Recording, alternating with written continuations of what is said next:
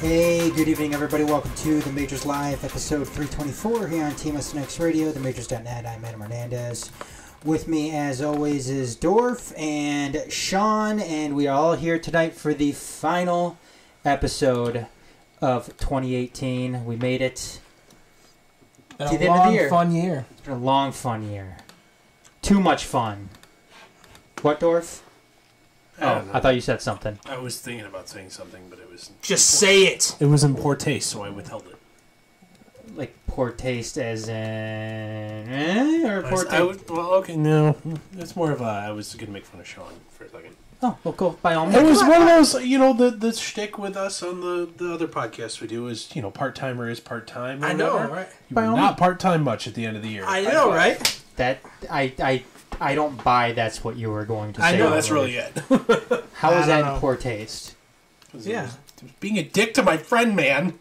So we're dicks all the time. I know, right? You see us when you're not around. Or when you're not around. I know, right? I do. I watch it. Well... Why wasn't I'm not around? Well, we don't hang out without you, so you should feel special. Oh, great. I'm glad. You bring us two together. Oh. All sappy and... Anyways, welcome everybody. Like I said, episode 324 here on TMSNX Radio, themajors.net. We've got a fun show tonight. I do want to start out with a fan question, which I said didn't change here on the show notes, but whatever. It's going to be which college football post-season format do you favor the most? Is it the old BCS format? Is it the 4-team playoff, which they currently have right now? Is it the 8-team playoff? Or is it let's all go balls out and have a 16-team playoff? We'll get to that in just a little bit. We've got some feedback. Why can't we do it now? We've got some feedback, which we'll get to in a little bit. Sorry, Dorf, and I'm very, very proud of you that you didn't Dude, I know, you didn't interrupt him. I am on like a 6-month streak of not blowing it. I know, but I figure that, thank you for continuing that this week. You finished the year out in strong fashion. Eh? You finish out the year in a strong note. Which brings us to our blow by blow. We'll go ahead and get to it. The College Football Playoff Committee is throwing around the idea, finally, of having an 8-team playoff. Without going into our own thoughts on what it should be, which we'll get to later on, better late than never, or where the hell were you guys before on this? Where the hell were you before? The NCAA is a very much a hard-to-move institution. It's very much a very... They're all fuddy-duddies. Well... They're bitches. I'm trying to come with it's you can only move mountains so far in a day. The 4-team playoff was a extremely drastic improvement on the BCS. Extremely massive improvement. However, it's still not the best it could be. That's what I don't get with this. They know an 8-team playoff isn't I know everybody knows my thought that's any listened before is my thoughts on the college my preferred playoff format, but if you say that it can't be done, ask the 2 Division II finalists today who played, by the way, on Saturday played their 16th game of the year. Shawn, did you have anything to add on this?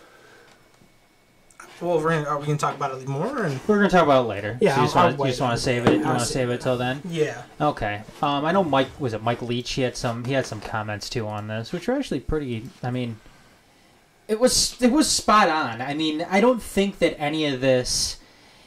It doesn't take a committee. It doesn't take any type of special mind or anything like this to improve the college football playoff, or even have it improved right from the get-go when you're moving on from the BCS. Right.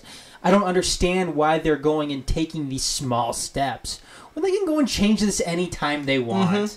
They know they can change it anytime they want, yet they still choose to go half-ass on everything that they do. So. I just don't understand why they waited. No. Well, we'll get to it. We'll get to it in a little bit. I don't know. Dorf is showing me something right now. So what is it? I don't know why we're keeping secrets from each other. I know. What the hell, Dorf? Let's see. What do we have here? I'm gonna read it on. Get fired from your job in 5 to 10 years. Join Twitter today. Oh yeah. Tweet. Just put it up to the camera. Oh yeah. There we go. Not that you're going to be able to see I don't it. want you. Well, your girlfriend is messaging you now. Anyway, it says, get fired for your job in 5 to 10 years. Join Twitter today. Say anything you want. Wait 5 to 10 years and surprise, you're fired.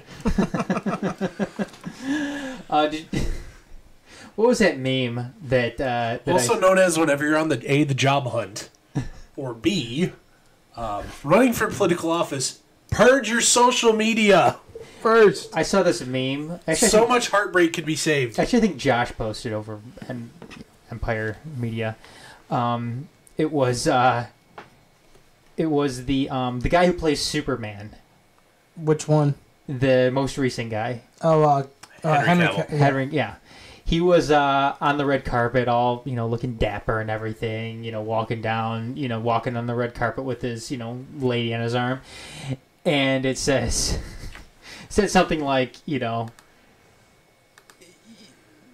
how you're viewed by society now, and then behind him it had like somebody running up and getting ready to tackle him, and it said something like like Twitter post from 5 years ago. I saw it was the guy running up behind was Jason Momoa, the guy who plays Aquaman. Oh, was it? Yeah. But anyways, moving along, because who was Kyler Murray just got he had some Twitter posts that people unearthed. Yes. From what? Because as a 15-year-old, did he call somebody the R word? Wasn't it?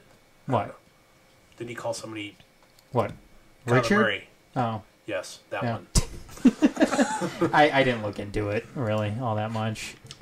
Well, I mean, just at the same time, this has happened to other athletes here recently, too. Josh Hader made the All-Star team. Got blown up in the All-Star game. Posted on Twitter that him, also as a teenager, did something stupid. Just scrub it. Believe making fun of his friend. That should be like one of the services provided by sports agents nowadays. Yeah. Like, oh, by the way, we will, as part of our agencies at Acme Agent Services here, we will give you a temporary social media manager to scrub it of anything potentially career ruining. Delete it all. Actually, you know what though? With the Wayback Machine now, they can still go back and unearth some of those tweets. Yeah, make it harder. Yeah. Anyways, Flyers fire head coach Dave Hackstall. Was it yesterday or today? I can't remember. They were talking about hiring. They fired their GM the other. Yeah, they fired their GM. Now they're getting rid of. They just got rid of their head coach. Rumor is they're going to go and hire Joel Quenneville, who was fired from the Chicago Blackhawks this year, as the Blackhawks move into rebuild mode. Flyers are all sorts of fucked up right now. They haven't had a goalie in forever, man. Yeah, they traded the best thing that ever happened to them in Sergei Bobrovsky. Yeah, they've had problems at goaltender this year. This decade. Yeah, but they're still talking about. I mean, every single time you hear about, they've got the some of the worst. I think they may have the worst goal differential in the entire league. But they're still talking about the Flyers as being a team that can go ahead and make moves at the deadline as far as buying. And one of those, I know we're right here in Detroit, one of those guys rumored to be moved to the Flyers is Jimmy Howard. And I know... You can have him. I'll just take your first-round pick, please. Well, that's what the Red Wings are talking about. They're talking they don't want anything less than a first-round pick. Or I will take your 2, 3, and 4. Yeah, either which way. I can understand why the Flyers, potentially number 1 overall picks, don't want to give that up for a rental goalie who's 35 or whatever. But, yeah. I'll take your 2, 3, and 4 then. Or you're like 2 for the next 4 years. Yeah, that's fine with your me. Pick. That's fine with me. Because the Red Wings could turn around next year and sign Jimmy Howard again, which would be perfectly fine with me. I don't care. Anyways, moving right along again. Frank Gore's likely done for the season. What did he hurt? He hurt his foot? Foot. Yeah. Foot sprain. Is he done for the... Is this a career, though, for Frank We Gore? said that like the last 5 years. But you look at it, like, in every season except for, like, 3 of them, he hasn't rushed for 1,000 yards. If he wouldn't have got hurt this year, he possibly could have ran for another 1,000 yards. He's 35 years old. We thought he was done before he ended up in Indianapolis, and they put together a couple good years in Indy. Yeah. Who knows? Bet you if he'll have a job if he wants a job. Mm-hmm. And no surprise here, Brian Kelly is the AP Coach of the Year after getting the Fighting Irish to a 12-0 season. And a playoff appearance, too, which they're going to have. Who cares? Yeah, Brian Kelly. I don't know. Notre Dame skating away again for being Notre Dame. They could do what they want. It's kind of sickening too at this point. Anyways, anybody watch that Army-Navy game though? That snooze fest a couple weeks ago. Dude, was the game over in like 90 minutes? Oh my god, it was such an awful game. I attempted to watch. They're all like that, man. Such an awful outdoor game. It's two teams that run a flexbone offense who will run the ball 85% of the time. Yeah, what was the final score of that game? Like 10-7 or something. Something like that. It was really low. It's a good old-fashioned football game. It sucked. It was a horrible Dude, they're game. never... Well, last year it was like the same exact thing, except it was in the snow. Yeah, no snow this year. See, that would have been a little bit more enjoyable watching it in the snow. Dude, it's America's servicemen fighting on turf instead of fighting with fistica. I don't know. Hey, fighting with football instead of remember, fighting it was with just a sideshow. The Donald took it in person. Yeah, that's true. Did you see his coin flip? No, I didn't. He got ripped for his coin flip. I know you can't flip a coin. I can't flip a coin. Did he not flip a coin well either? No, he like threw it up in the air. Oh. Say when I flip coins, they go straight up and straight down. How can you not flip a coin? I have no fucking You can't idea. flip a coin? I have never been able to flip a coin. No, you can't flip a coin. Do you have a coin in your pocket? Yeah, actually I do. Yeah, give it to It'll go him. straight up, straight down. Give it to him. Show him. Yeah. It's probably all in like the positioning on the thumb. Okay, hold on. Before you give it to him. Here's a dirty nickel. Okay, before Dorf. Wait, no, put the nickel down. Show me how you start though, without putting the nickel in your hand. Well, that's how it would start. No, okay. Like this. Go like My that. thumb doesn't bend like that. Let me see. Your thumb doesn't bend like this? Not really any farther than Use that. your other hand. What's your other hand look like? Are you serious? That was better. Okay, move No, your, get up there. Move your I don't finger. have the explosive finger movement in that thumb. Move your finger in. Move your index finger in. Like Yep. that? Yeah, there you go. There you go. That's good right Probably there. that, Let's yeah. try it. Try it. No, but like seriously, that's as far as the thumb bends. Okay, do it with your other hand then. Okay, let's try it. Somebody's gonna lose an eye here. Cover your eyes. That wasn't that bad, actually. It just went over top Went of your straight pop down. can. It almost went in your pop can. What's wrong with your other hand? I don't know. It just doesn't bend that far. Does it hurt? No, Did you it just do something like in football or something? Might have. That's weird because I broke my hand twice, and I can still bend it good. So you can't do that? Oh, I can do that. It's just like this joint here doesn't bend that well. You can't do that? No. I guess as far as it goes. Damn. Kinda Like messed up. I could probably force it there. I can like force it there, but it doesn't go. Well, there. then just use your other hand to help hold it. You know what though? Okay, Dorf, I'm not gonna get on to you on too much on that because You're making fun of the handicap. well, Love you too, Shawn. and you were sitting there worried about being Risque, sensitive. disparaging on there. No, I think so. I think something's wrong with his Go hand. farther than that. Something's wrong with his hand. Yeah. I don't know. I don't want to make fun of you because of that. You're like the butler from Scary Movie. No, everything else is fine. Everything else is. I'm trying to figure out a way to show the camera. It doesn't really go farther. He's than like the that. Penguin and Batman. I always used to have to tape the crap out of them, but tape the crap out of my thumbs as a football player. I see. I unlike Donald Trump, I think there's a reason why you can't do. I think Donald Trump is an Heel idiot. spurs. Anyways, where are we now? Trump's America. We're talking about Brian Kelly. Trump's America. Let's go ahead and move into our bitches and badasses this week. Dorf, we'll stick with you. Go ahead. Who's your badass this week? I have a dual badass. First off, my first badass is you, sir. Oh. You made Fox News this week. Great. Yeah. I actually wrote it up in the article too. You can find that on our website. But Adam's tweet was you and Fox Sports or Fox, like Fox News, like the political site, apparently does sports coverage too. Wrote up a little thing about Matt Patricia, the Lions head coach's post-game diatribe, and they decided to use Mr. Hernandez's tweet promoting a story that he wrote about said diatribe as a featured like audience and like voice of the fan tweet. Congratulations, sir. Thank you. You are now internet famous on the thing you forever on the thing you news organization you hate the most. The irony is just through the roof. Oh yeah, tell them about the other thing you pointed out to me on that.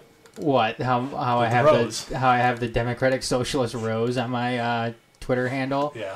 And well, I don't think Fox quite understood that because I don't know if they would have included that. Oh, I doubt some sports editor knows that. No, but I doubt they do too. But I'm sure Fox in general probably would choose somebody else's tweet to put on there if they knew if they knew what it meant. if they knew that they were going to put somebody who had the Democratic Socialist rose in their Twitter profile.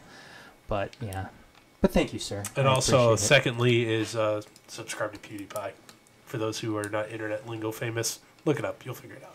All right, Shawn, who's your badass this week? As much as I say it's the Chicago Bears, you know, like we talked about last show about with the Chicago Bears, you know, they've improved so much over the past 5 seasons with having #1 overall draft picks to top 5, you know, and they just 10-4 this season. Winning so far. games this year with Yeah. the backup quarterback. And that's the thing, you know, bringing in Khalil Mack was huge for them. Like they Stole Khalil Mack. Yeah, that team is going to be good for a long time. That's all I got to say. They stole him. They did. Mm-hmm. That was huge for them.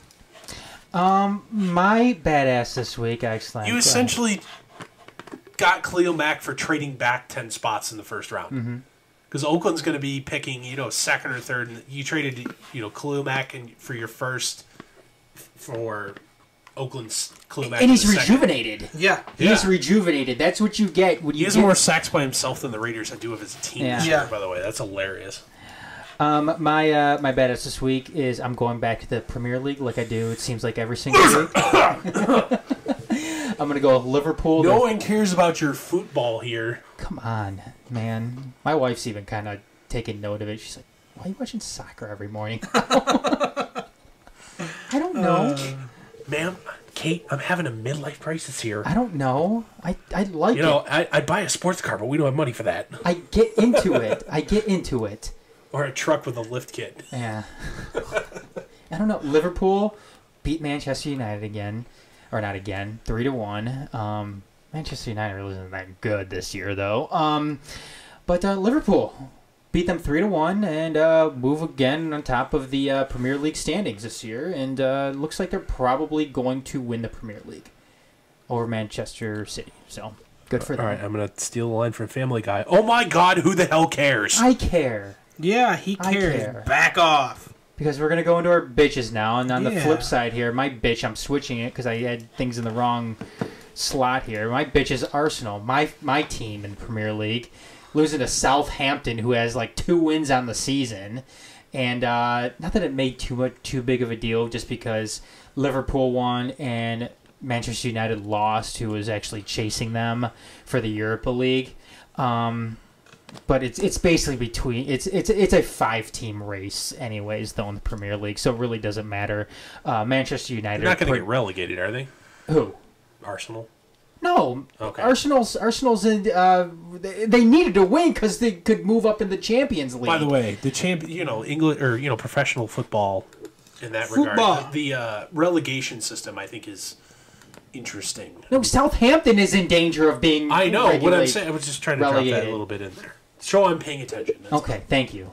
But no, they could have helped their positioning to move up into the Champions League. They've got a firm grasp on Europa League right now. I mean, the team behind them is Manchester United, but Manchester United, them losing, that helps. Certainly them not coming up and overtaking them, but yeah, I don't know. Disappointed in that showing. They rattled off too, like so many undefeated games too, or games where they didn't lose, but they had their draws. Wins and draws. Yeah. It's not ties, it's draws on the Anyways, pitch. I was disappointed with it. Disappointed that they lost to Southampton.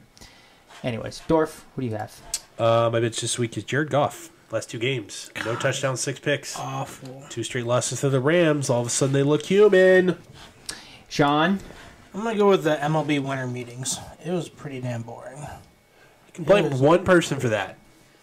He's from Las Vegas. His name is Bryce, last name Harper. Yeah, it was very, very boring and upsetting. So he signs, everything is going to be I know. a snoozer. Boring as hell, and it's like, what's the point of winter meetings? I bet you Manny Machado's agent isn't even taking phone calls right now until Bryce Harper signs. Oh, yeah. There's no point. And that's probably what Bryce Harper's doing, too. No, he knows other. He's the crown jewel. He's the one negotiating on his own right here. All right. Well, moving right along here. Our topic tonight is ironically enough, we talked about it in Motor City Uncut about the Lions, the Detroit Lions going and taking, because here in Detroit, yesterday's loss against the Buffalo Bills made all the difference between the number 13 overall pick and the, what was it, the number 7 overall pick. And in this year's draft, the talent gap between... Just every draft, the talent gap between 13 and 7 is huge. Okay. And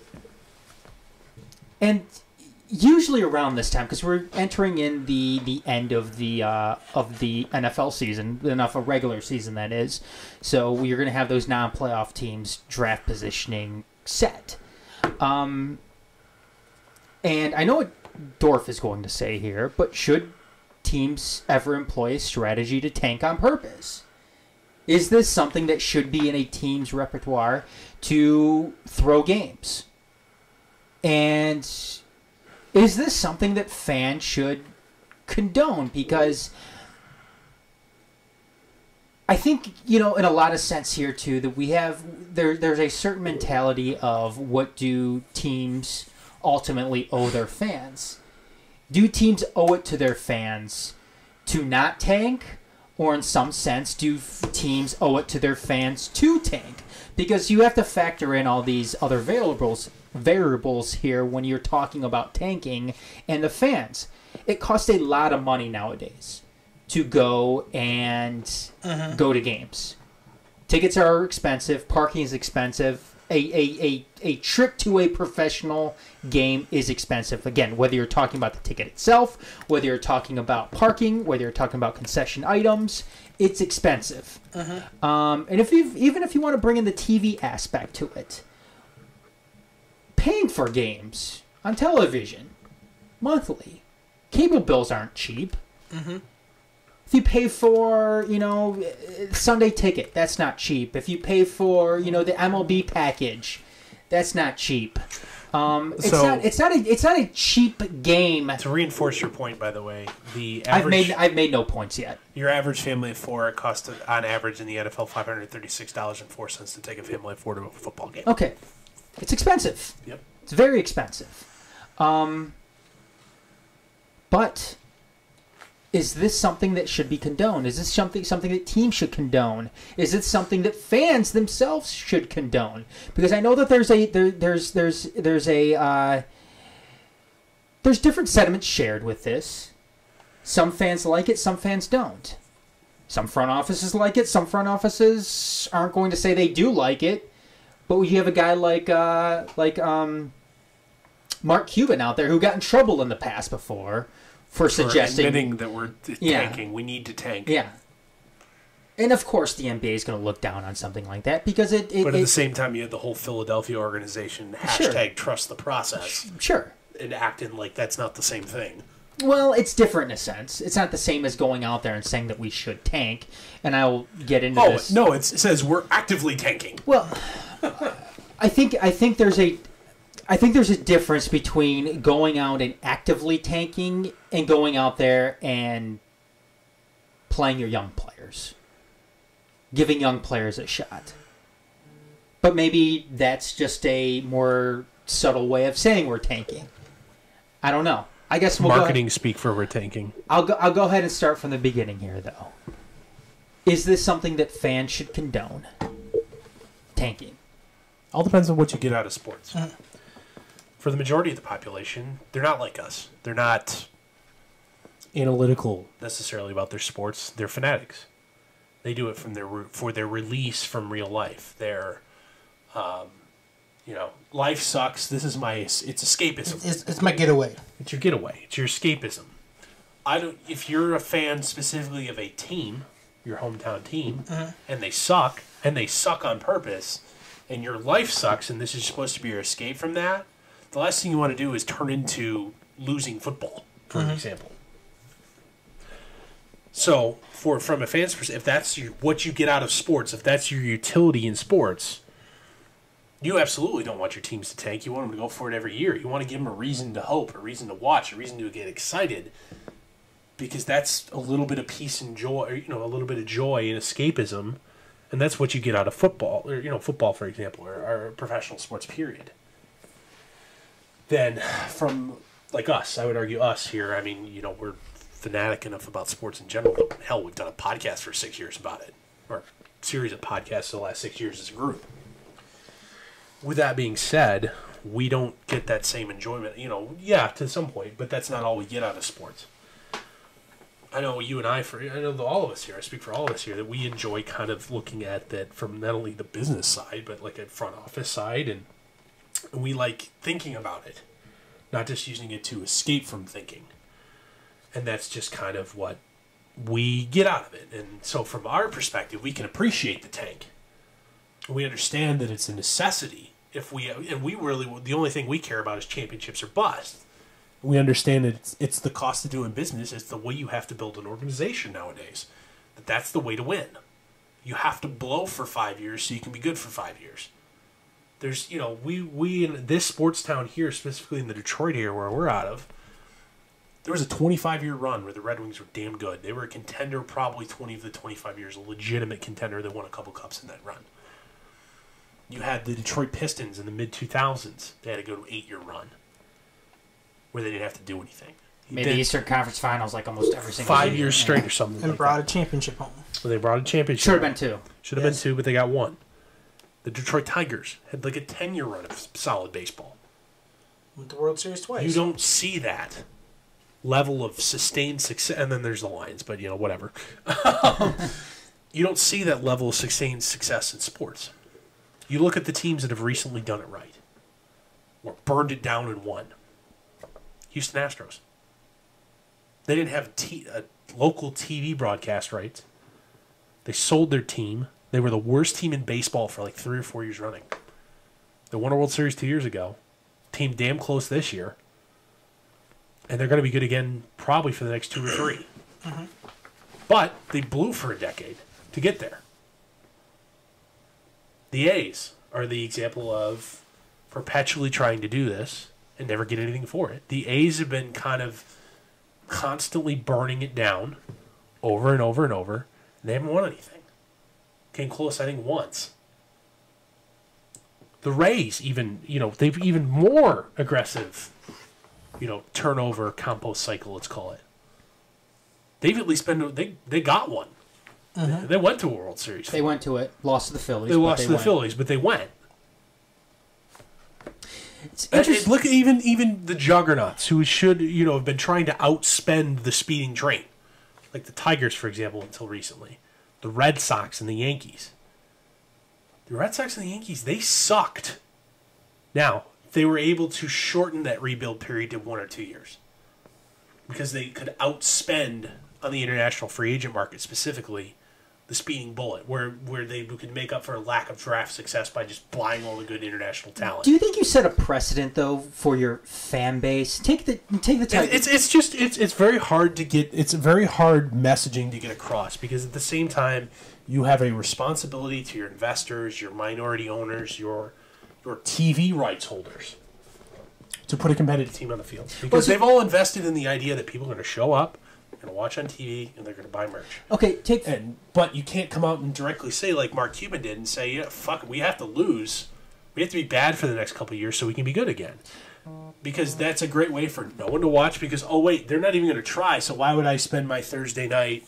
I could be watching, you know, I don't know, The Bachelorette or something. I don't know if that's on Thursdays, but instead of tuning into a random Thursday night Dallas Mavericks game. Mm-hmm. And you know what? That means your TV rights holders are pissed because all of a sudden people aren't watching. You're not making money on your butts and seats or, you know, revenue, you know, merchandise. Sponsors and everything. You're never going to get any national TV coverage because they flat out know you're not going to try. You're not trying to win. Mm-hmm. Well, in my opinion, that's how I see it. Like, that's why you're seeing stadiums getting bigger and bigger and bigger and more attractions around the stadium. Because absolutely. They're trying to give you something else to do at the because ballpark. they still want people to come here and do that, even though they're not going to watch the game. There's still numbers of seats available in stadiums are actually down. But things going on with inside the walls of the stadium are going up. Mm-hmm. Well, I was going to say, do you set a precedent for yourself with some of these certain teams? Take Detroit, for example, because they had that run of spending money, of being Which good. Detroit team? Tigers. Okay. And all of a sudden now they flipped the script. They aren't spending money. They're shedding payroll. Do you, like I said, do you set a precedent with your fans in that sense where it's harder to sell a teardown? It's harder to sell It would be so easy for tank in order to get good again when they've seen you go and spend money before. You see what I'm saying? It's different. Rosters are constructed different ways. And ultimately, Detroit fans need to be honest with themselves. Yeah, you won a lot of games for that decade. Know what you don't have? You don't have any hardware. Yeah. Didn't work. Played a lot of competitive baseball, sure. It was a lot of fun for a long time. You don't have any hardware for it. Yeah. Didn't work. Yeah, unfortunately, there's a lot of teams that fall into that category. You're no longer going to be able to outspend the speeding bullet because guys that are any good in the modern baseball game, they don't make it to free agency. I think you have to heavily overpay and trade, or you got to find them on your own. Mm-hmm. Guys that are worth a damn, with the very rare exception of like a Bryce Harper, they don't make it to free agency. No. Mike Trout, if the Angels are smart, he will never see a contract here. He will never play in the final year of a deal there. They'll make it financially impossible for him to say no. Angels should be dealing Mike Trout. Mm-hmm. That's a whole different topic. I think we've kind of alluded to that topic. Yeah. That's a whole different topic for a whole different show. But you see these teams though. I mean, it's but there's teams out there like the Tigers that have that talent, that have that went out there and spent, but will never see the hardware. I think the Nationals are one of them. Seattle Mariners is another one. They spent all that. They only spent in very short windows. They didn't have a decade of top 10 spending. But I don't think the Nationals will ever see a World Series title. I don't think they will. Shame. And so much talent. So much talent. They're going to go into this season too having a lot of talent in their pitching staff. Mm-hmm. I don't think their pitching staff is going to be insane. I don't think they're going to have the talent elsewhere though that is going to be able to put them over the top. Some pretty exciting young outfielders. Even if Bryce Harper doesn't come back, they'll be okay. Victor Robles and Juan Soto. I don't think that's going to put them over the top though, especially in that division though. With playing with Atlanta and the Phillies. That's good, man. Phillies are going to be all right too. I don't think it's going to happen. But anyways though, looking at the different leagues, do you think that there's any one league where tanking is more beneficial? Because right now what we have here is we have the NFL. The only thing you should tank for in the NFL is a QB. Don't tank for any other position. Okay. So you're going to go ahead and say then... Suck for luck is a good strategy. So is it more beneficial then to tank in a lottery league like the NHL, the NBA, or is it more beneficial to tank in the NFL or Major League Baseball? It is most beneficial. The most beneficial tanking sport is the NBA, especially if you're a small market team where you can't buy a LeBron James or a Kevin Durant to come to Golden State. Not that Golden State's a big market, but we all know why that was a free agent destination. A team like Detroit, especially when there's individual salary caps. Now, if you want to eliminate that problem in the NBA, keep the team salary cap, but drop the max deal limit. If the Pistons are desperate enough for a player, Kevin Durant hits free agency next year, and they got room out of the cap, and they offer him $60 million a year. Yeah, that should be allowed. I understand why they don't, but that should be allowed. That way, it'll be the death of the super team, and then you'd have 30 competitive teams again, where it wouldn't be a tankathon. You would have guys that tried to play to win every year. Because you know what, they'll be able to keep their guys. They'll be able to go spend aggressively in free agency. And yeah, it'll increase the inequality between, the max, the high end players and the rookies, where a rookie's making $500,000, LeBron James is making $50 million. They need to bring the franchise tag too in the NBA. I think they do. I think the franchise tag is I have moral issues with it, but you see my reasoning, though. Yeah, I do, but for competitive behavior. Put morality aside, though. Yeah. I'm talking for... Oh, yeah, from a league perspective, absolutely. Yes. It'd be the best thing ever, but the worst thing the NFLPA ever did was allow that to be a thing. Yeah. It would. But I think the most... I think in terms of production and what you get out of anything, especially lockouts... I think the NBA has been the absolute worst in getting anything out of a lockout. Because it seems like no traction. The only problem with the thing with the NBA is there's very little that the two it's a very lucrative business relationship for both sides, player, labor, and ownership. Because the players are making more money than ever, and they've continued their average salary's gone up and up and up and up and up and up, and the max salary, same thing, too, has gone up and up and up. forever. And so there's nothing really to bitch about. And these guys aren't like NFL players who are like have Parkinson's in their 30s. Yeah. Yeah, their feet and their joints are fucked, but, welcome to the life of a professional athlete. That's unfortunately the cost of doing business. What about the MLB, though? I mean, the MLB, the talent pool is so spread out. You've got, organizations are huge when it comes to just the different tiers of minor league baseball. And even not only that, just their draft structure is so different as well. Can tanking come into play when it comes to Major League Baseball? Teams that have had most recent success, most recently have been doing it. Now that there's, international bonus limits where you can't really spend like more than $3.5 million on international bonus on one guy and stuff like that. There's where you can't go give a Yoan Moncada $66 million as a 19-year-old on international free agency, whereas if he had to enter the draft like everybody else's age, he would have gotten like 8 or 10. Now that those limits are in place, tanking is harder, or it more incentivizes the tank because you can't spend your way out of it. Yeah. In an uncapped league, you should be allowed to do that. But I get why they did it, because it was getting ridiculous. You had Yoan Moncada, who hasn't been a good pro. He's been all right. Got $66 million before he even left Cuba. Like, the dude was already in the top, 100 paid players, and he hadn't played a damn minor league inning. This was getting to the point of ridiculousness of like, what was it, the Matt Stafford draft? Yeah. Where Matt Stafford was like the highest paid QB in the history of the NFL before he played a snap.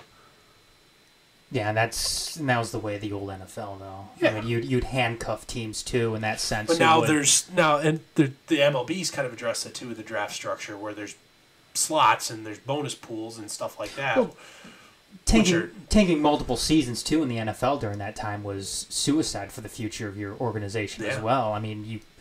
Because simply you would be handcuffed when it came to the salary cap, and you wouldn't be able to resign any of your guys. You wouldn't be able to resign any of your guys because all of a sudden you got your last 3 first-round picks making 60% of your salary cap. Yeah. Interesting, though. I don't know. I thought it was more interesting because you kind of alluded to it to Dorf a few minutes ago, when it seems like there has to be different approaches to how you... Not necessarily how you perceive the tank, but how you go about the tank. Depending how you market the tank. Depending on what market you're in. Because let's say you're in Milwaukee, you're going to approach a tank different if you're in Milwaukee than you might if you're in New York or Philadelphia. New York, the amount of modern available sports information, if you're... I'm just talking about the Milwaukee Bucks. I'm just talking about how it's perceived towards the fans. True. If you're the Milwaukee Bucks and you're trying to pitch, we need to tank to the fan base, it's real easy. Hey guys, we've tried to get every superstar to come here. How many have showed up on the free agent market? None. So if you want winning basketball here, unfortunately, we have no choice. This is the way we have to do it. We have to draft them and find ourselves. It's going to suck, but this is the way we got to do it. And so please hang in with us. Yeah. That's kind of what the Sixers said. You know what? We're going to be bold about it. We're going to suck. But give us a couple years, and this is going to be a really exciting era of basketball here in Philadelphia. And they've got that. Yeah. Mm-hmm. Took them, 3, 4 years? Took them a while. Oh, took them longer than that. Yeah. Well, took them a while, but you know what? Philadelphia is home with very exciting basketball now. Yep. Very competitive, very exciting. And they plugged in a guy like Jimmy Butler, too, to That's right in. to kind of smooth over the edges on that, and... trying to get rid of Markel Fultz, but if I'm a small market team, I take the shot. If I can get it for cheap, talking about the Pistons going and getting them. I'd do it. Anyways, moving right along. Interesting conversation there. I like that. But different, interesting takes there. Just quickly here, do 4 downs, the NFL playoffs. We're not quite there yet. We have 2 more weeks before we finally hit the NFL playoffs, but there's a couple of things here. What's wrong with the Rams? Talk about it a little bit earlier on in the show. What is wrong with the Rams? The maturity level of Jared Goff. He's come down to earth.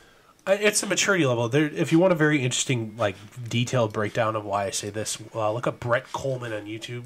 KROLLMAN.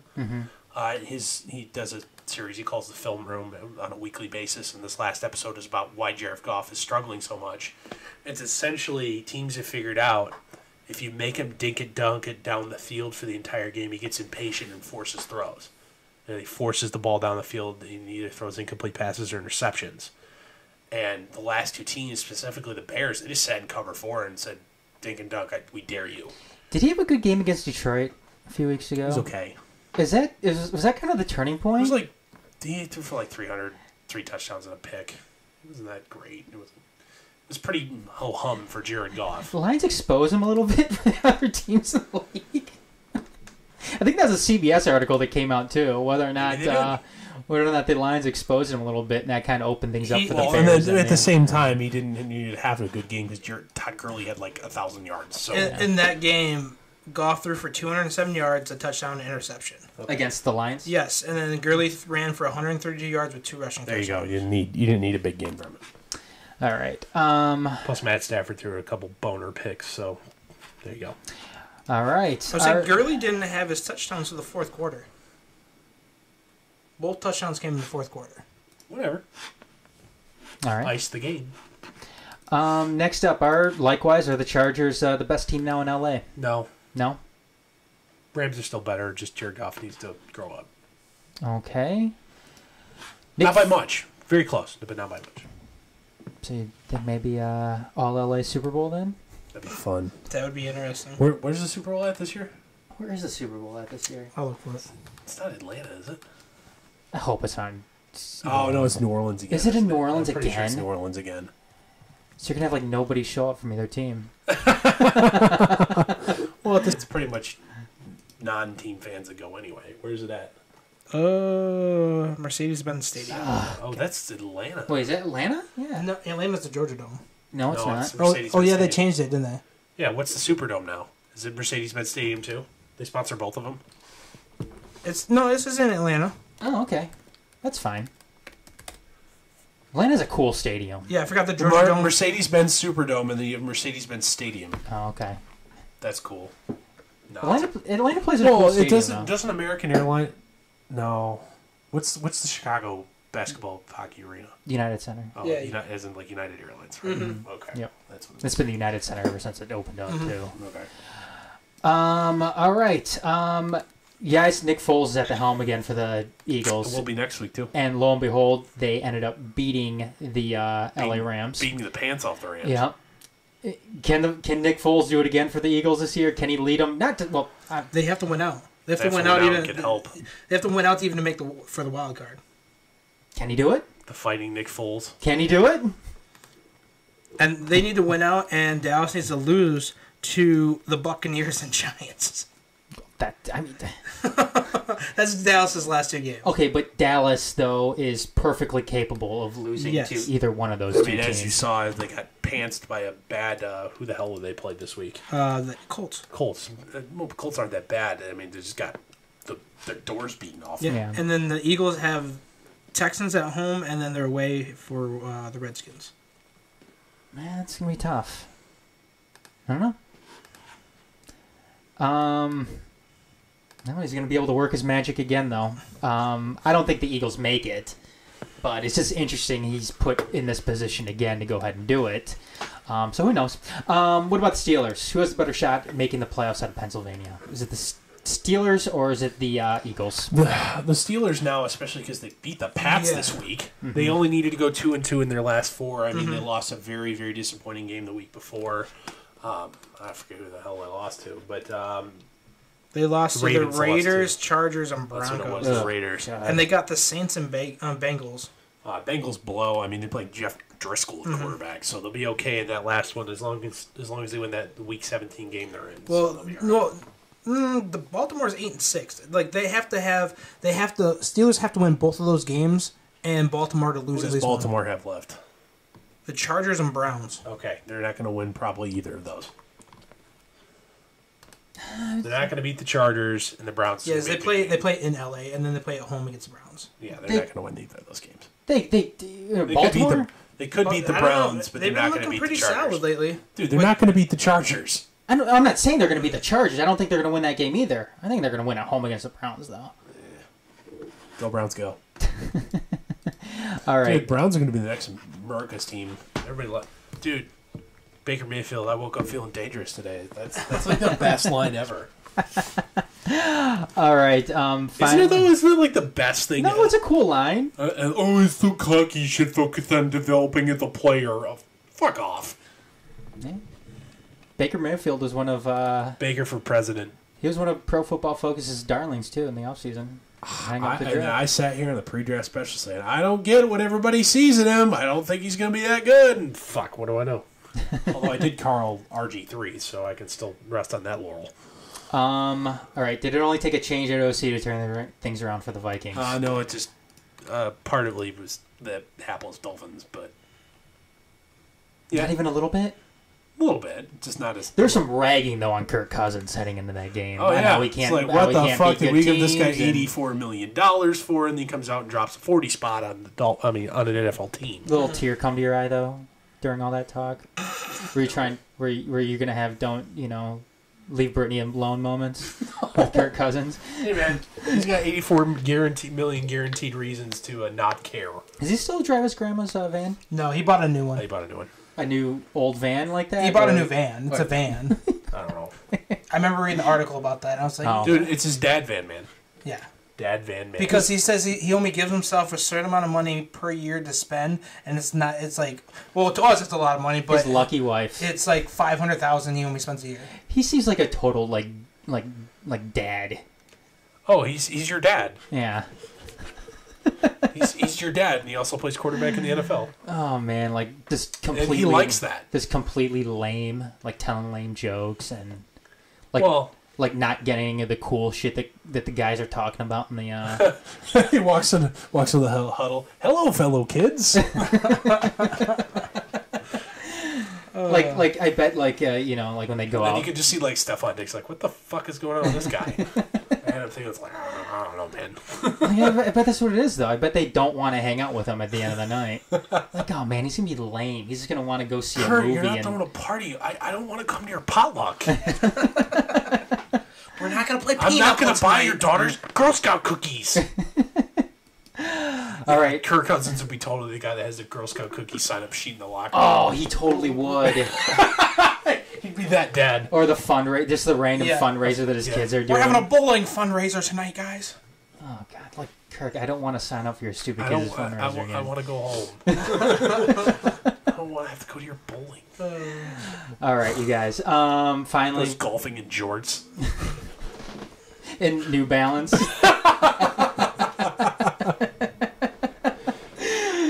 No, Nike Air Monarchs. Oh man, poor Kirk, man. He's not even here to defend himself. Corduroy pants.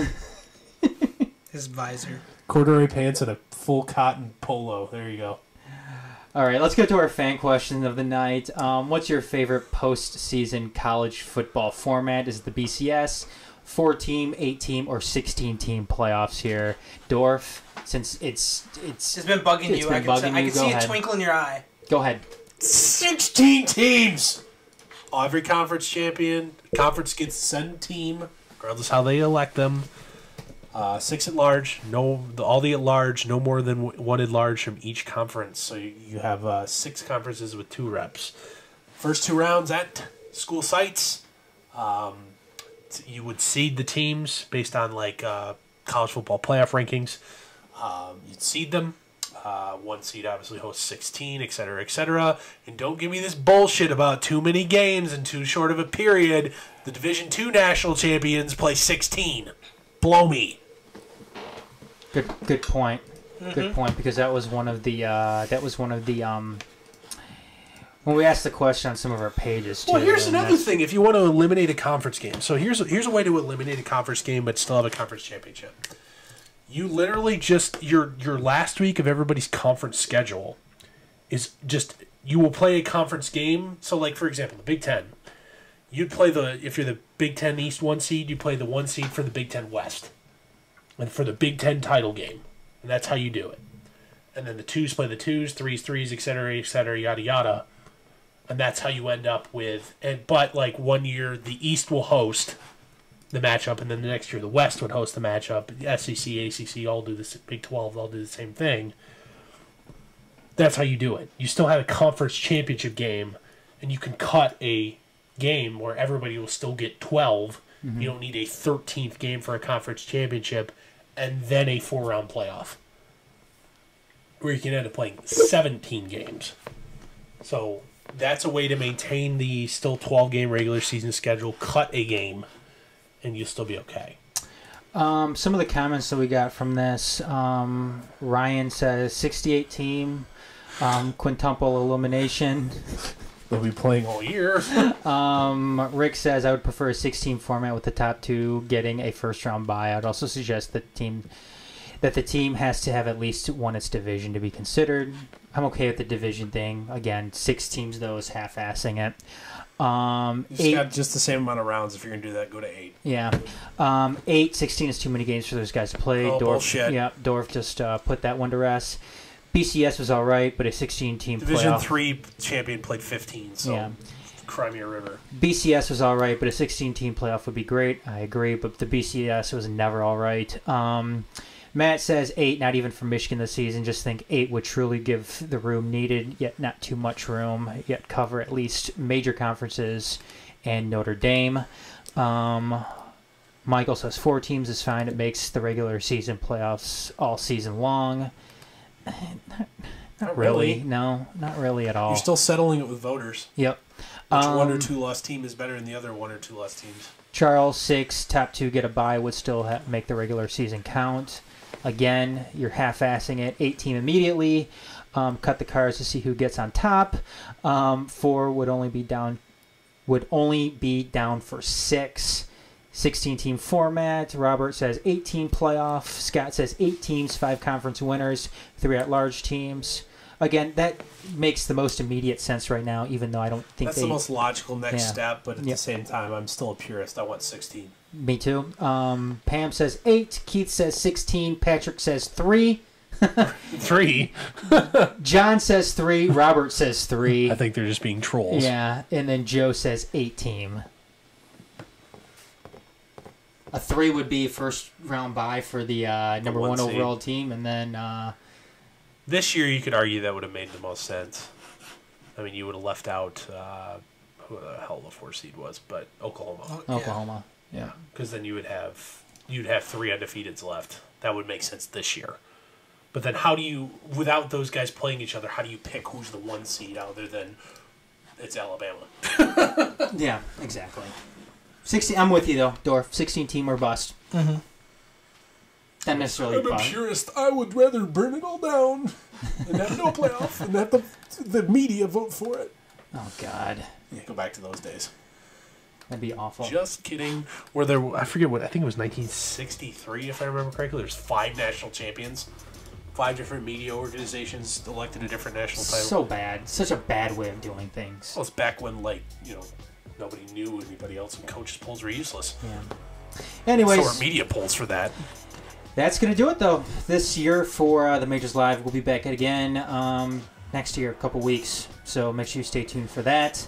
In the meantime, catch our replays on all the major formats that you can download them at.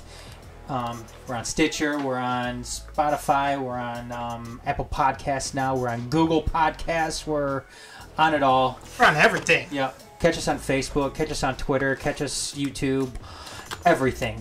We're everywhere now. So in the meantime, have a great holiday, everybody. Have a happy new year. We'll see you next year. Bye for now.